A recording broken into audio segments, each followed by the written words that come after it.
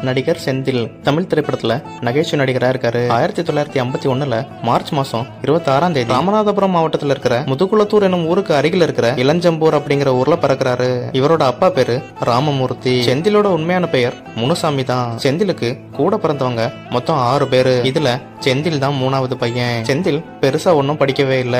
5ஆம் வகுப்பு வரைக்கும் தான் படிச்சிருக்காரு. அவங்க அப்பா திட்டாங்க அப்படிங்கிற ஒரே காரணத்தினாலேயே ஊரை விட்டு ஓடி வந்துட்டாரு. அதுவும் அவரோட 12 வயசுல. அதுக்கப்புறம் முதல்ல ஒரு எண்ணெய் ஆற்ற நிலையத்துல வேலைக்கு சேர்ந்தாரு. கொஞ்ச காலத்துக்கு அப்புறம் ஒரு சில வருடங்கள் மதுபான கடையிலயும் வேலை செஞ்சாரு. அதுக்கப்புறம் நாடகத்துல சேர்ந்து தன்னுடைய திறமைகளை வளர்த்துட்டாரு. இதுதான் அவரு தமிழ் சினிமால நுழைய உதவியாவும் இருந்துச்சு. சின்ன சின்ன வேடங்களை நடிச்சு வந்த இவருக்கு மலையூர் மம்பட்டியான் படம் தான் திருப்பு முனையா இருந்துச்சு. தான் வளர்ந்த பிறகு அதுக்கப்புறம் 14 வருஷம் கழிச்சு தான் பெற்றோரை சந்திக்க போறாரு.